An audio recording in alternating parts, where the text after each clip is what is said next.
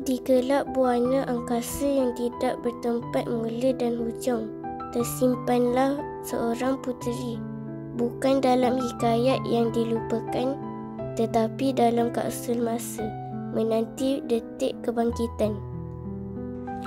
Siapakah Beta kini? Tiada suara, tiada nama, hanya degup nadi yang menyambung sisa warisan.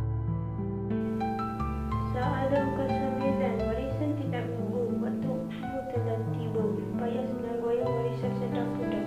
Darah sematu menyembuhkan, tetapi kuasanya itulah yang Beta dambakan.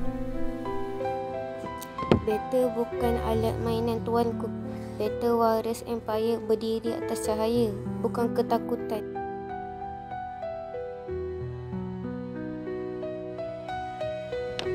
Beta bukan lagi bayang, Beta adalah cahaya. Warisan ini Beta junjung dengan Benar, raja itu musuh dalam terang, tetapi bukan hanya itu, dia sebahagian darimu.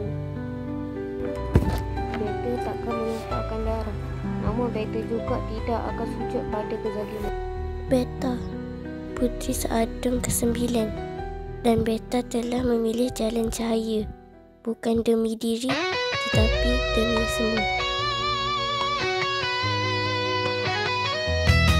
Takkan dapat kau rantai jiwa, biar tubuhku dikurung langit tua. Ku ampunkan luka lama, karena cinta lebih